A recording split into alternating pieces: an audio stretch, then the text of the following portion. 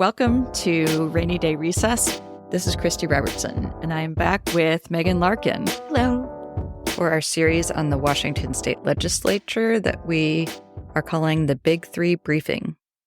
We started off with a 101 episode a couple of weeks ago where Megan went through how the legislature works and how a bill works its way through the whole process. And then we did another episode about how to sign in on bills. And today we are going to talk about bills that are in the Senate and the House that relate to the Big Three and where they are in their process. Yep, very exciting. So Megan, do you want to just remind people of what the Big Three is? Sure. The Big Three are special education, pupil transportation, and MSOC, which stands for materials, supplies, and operating costs. These are very basic things that all of Washington's 295 districts need to just have schools. So it's something that everybody can get behind as being really important. That's a good way to put it, to have schools. The situation is very dire, and now there's a cool new tool where you can see just how dire the situation is for your district. So the Association of Educational Service Districts, or ESDs, put together this really cool tool, a Big Three data hub.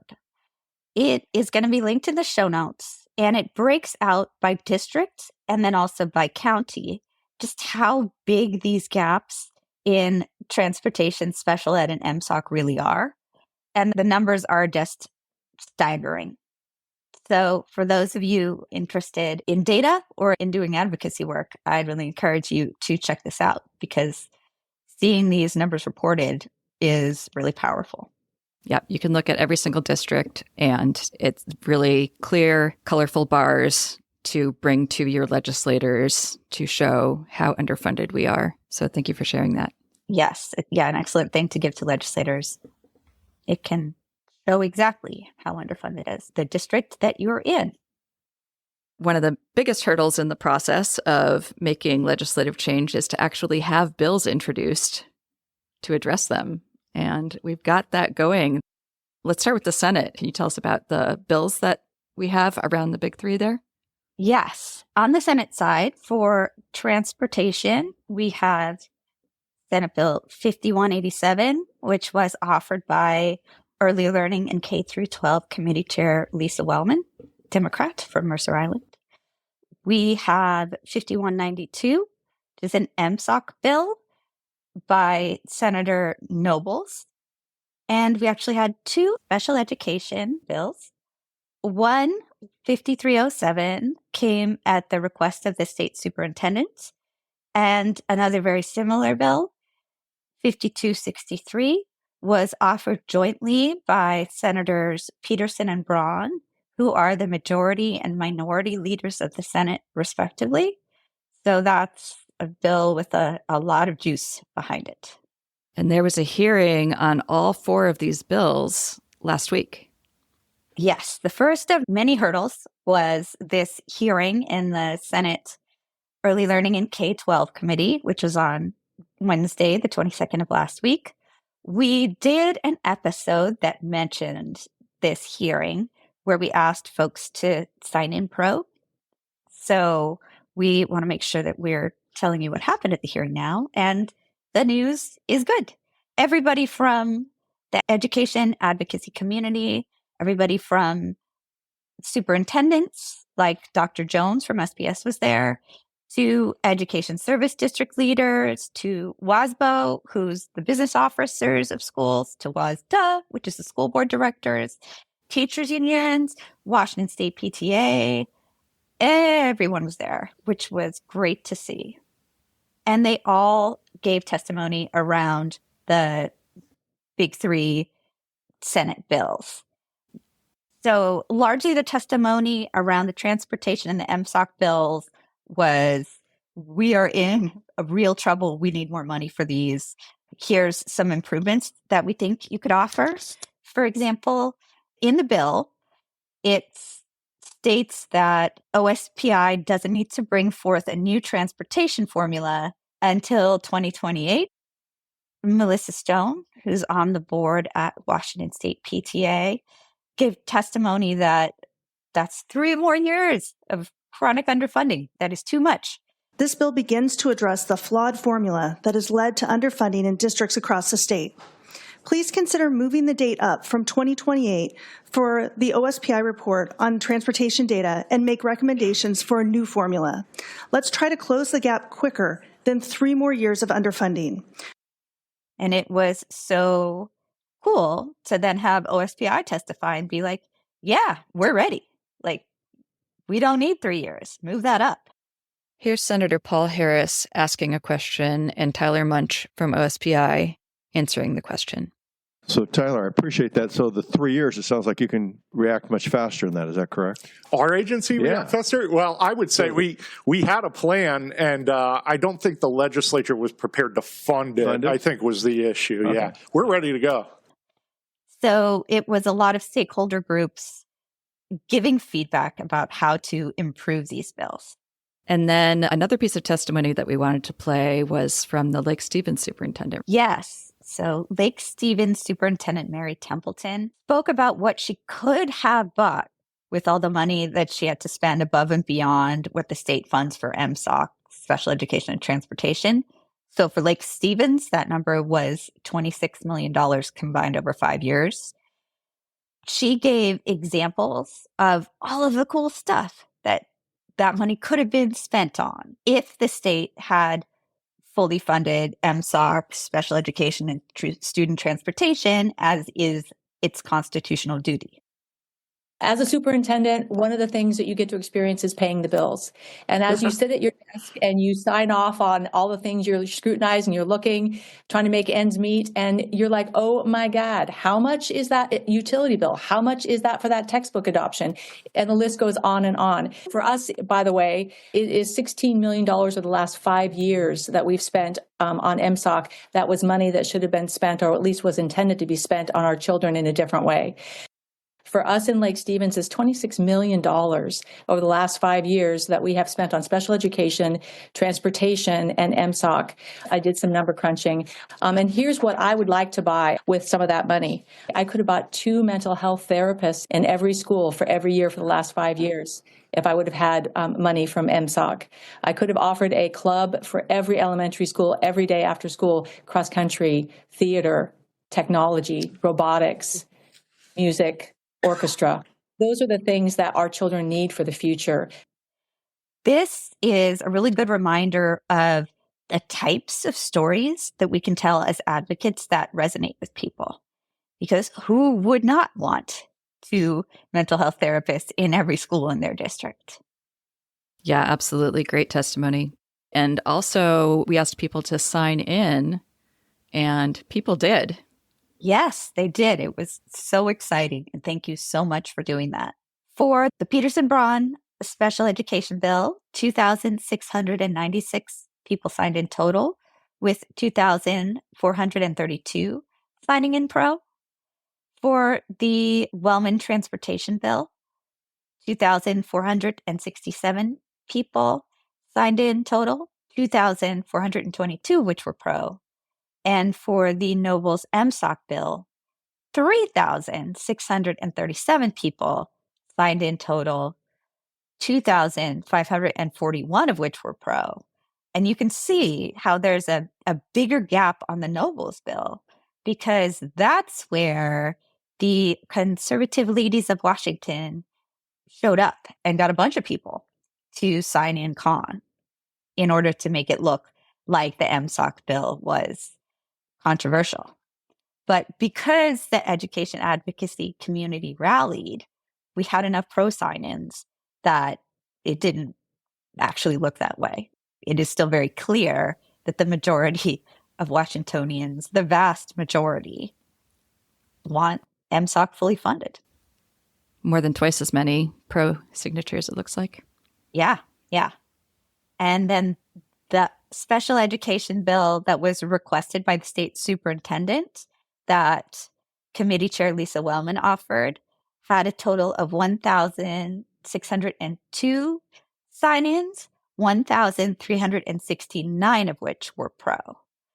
The reason I believe that these numbers are lower is because fewer calls to action went out around Lisa Wellman's state superintendent requested special education bill. And why do you think that was, Megan? Because to me, it seemed like the Wellman special education bill had more going for it. I don't have like psychic powers or a crystal ball, tragically, but I can speculate from an informed perspective. Because Peterson and Braun are such heavy hitters, you can definitely make the argument that bill had a greater chance of moving forward. People might have thought, okay, we're going to back the bill that we think is going to make it out of committee. And then we're going to advocate for the parts of the other special education bill that we like to go into the Peterson and Braun special education bill. For example, there was a thing about quarterly payments in the Wellman special education bill that even when Peterson was offering his own bill, he was like, oh yeah, I love that. I like what Senator Wellman's bill suggests in terms of helping some particularly smaller districts with some of the cash flow issues. So I hope that is included in part of what eventually emerges from the committee. So we're still early on enough in the process that advocating for the specific thing that you want to see in a bill, like that's still effective, because during executive action or when the bills are on the floor of the Senate, this is when people can offer in amendments, add things, subtract things. So it's really important to keep advocating for the specific thing that you want in a bill, not just the bill itself. And Megan, would you say that most bills do not go through in the original way that they're proposed? Yes, almost all bills are amended or changed in some way. So it's really important to do this kind of tracking the life cycle of a bill that we're doing here to make sure that final version of the bill actually has the important things that you want to see in it. Because it could be totally stripped out of everything that you loved, or a bill that you weren't that excited about could have a bunch of substitutions and amendments in there, and now you are excited about that bill. Yeah, and from talking to folks who advocate for special education, I can add that there are several things in the 5307, the state superintendent request bill, that we felt were missing in the other bill. And so those are things that we will want to advocate for including in the bill that goes forward. And those include the quarterly payments that Megan was talking about, and then some funding for the superintendent's office. I believe part of the funding is to identify disproportionality and try to combat it. I believe some of the funding is also for working toward inclusion, which has been shown to benefit kids getting special ed services and all kids when kids can be educated together. Yes. It's going to be important to advocate for those quarterly payments and for that funding for inclusionary practices to be included in the Peterson-Braun bill, because it does look like that's the bill that's going to move forward. Yes. I do want to say one thing about these bills with regards to inclusion, and that's that neither of them address the study that the legislature did about how special education is operating in our schools, especially with regards to inclusion. A big report was released at the beginning of this session, and the big take-home from it was that the legislature, if it wants to have a goal of inclusion, that they should state that goal explicitly and that they should build legislation around it. So far, inclusion has been done through back alley kind of way, through some funding that isn't tied to legislation. It's very voluntary and it's very piecemeal.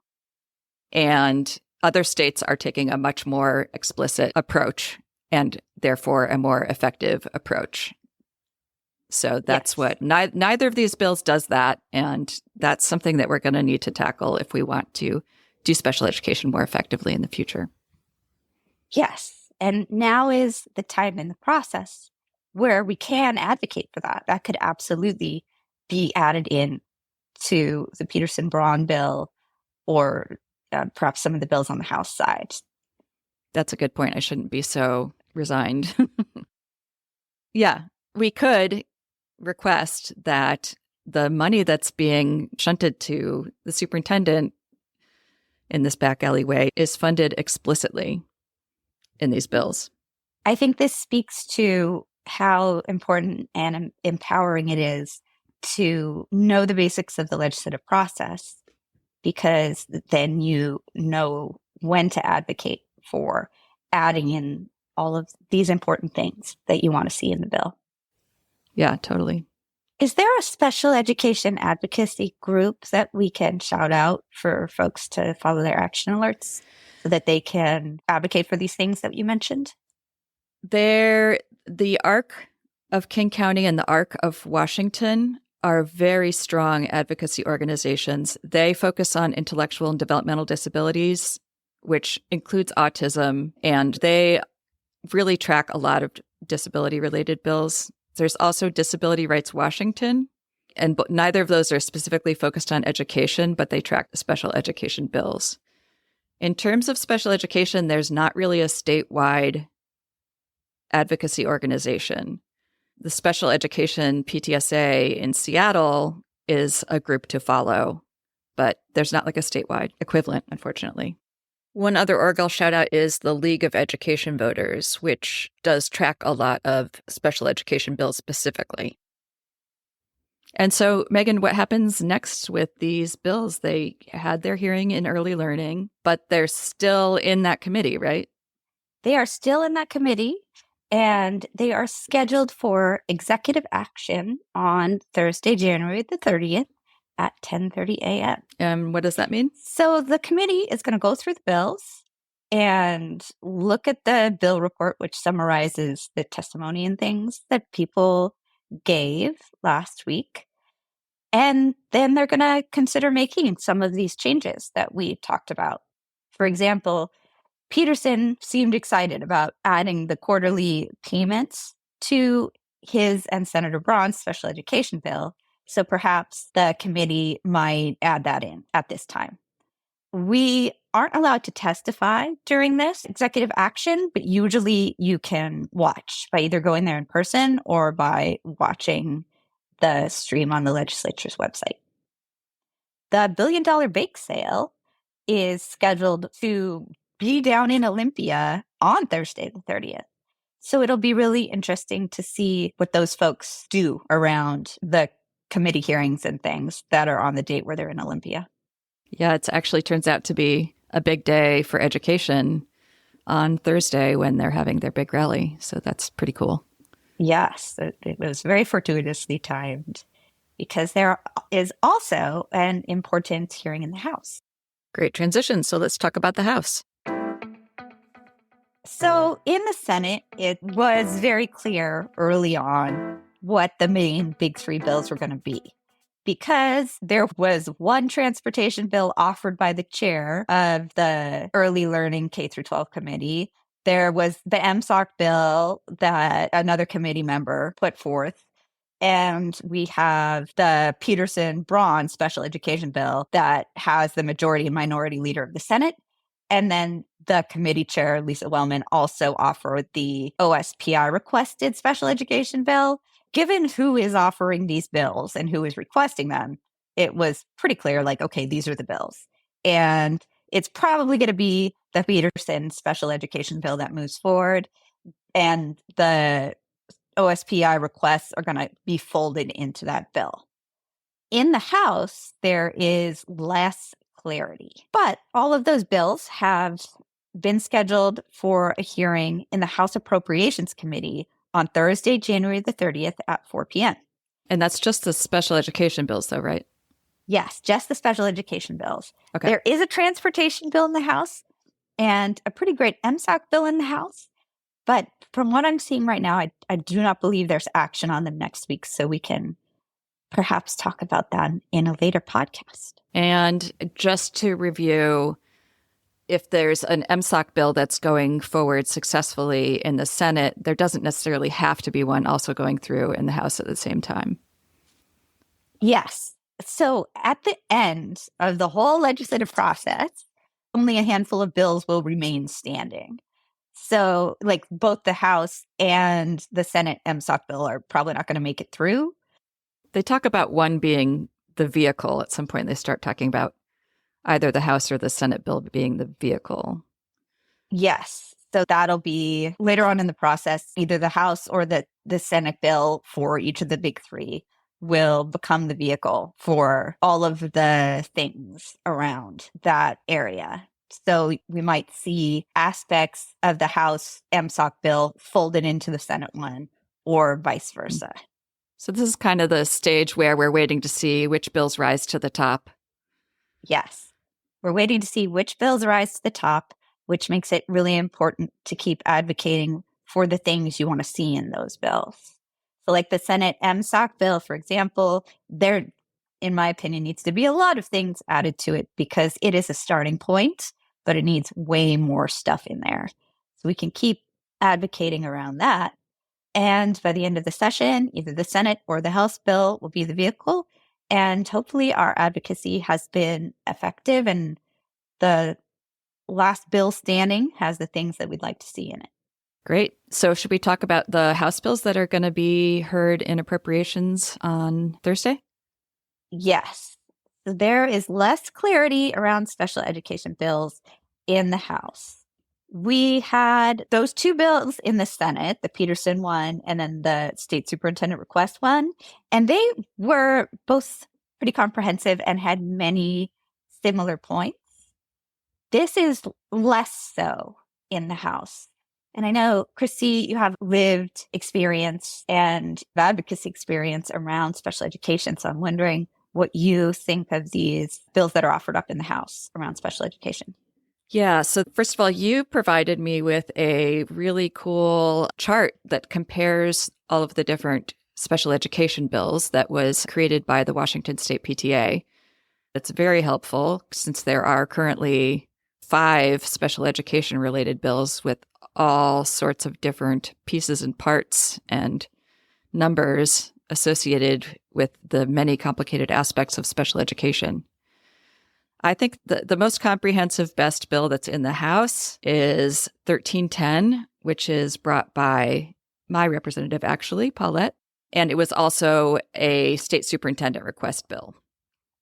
It does remove the cap on the number of kids that can be served by special education in a district immediately, which is great. Again, we talked about quarterly distribution of safety net funds. It is also the companion bill to the Wellman special education bill in the Senate. So I believe it's identical. Yes, there's one thing that is really important that is in 1357, which was brought by Monica Stonier. That bill has a grant to support inclusionary practices. And this is a pilot program, which is the most that any of the bills offer, but it's really insufficient because there's been a pilot program for quite a while. And truly, what the legislature needs to do is put its mind to tackling inclusionary practices. So the hope is, or not just the hope, but a reality is, at the end of the legislative process, probably only one of these bills will be left standing. And we want to advocate for that bill to have all of the things that we'd like in it, like those quarterly payments and then more funding for inclusionary practices. Yeah. And getting rid of the cap immediately. We want to advocate for all of those things to be in the final bill, whichever one it is. Yes. So I think a great bill coming out of the House would be Paulette's bill with funding for an expanded version of what's in Stonier's bill for inclusionary practices. So, hey, that's what's going on in the House and the Senate, the big 3 bills in week 3 of this legislative session. So what should we say in conclusion, Megan?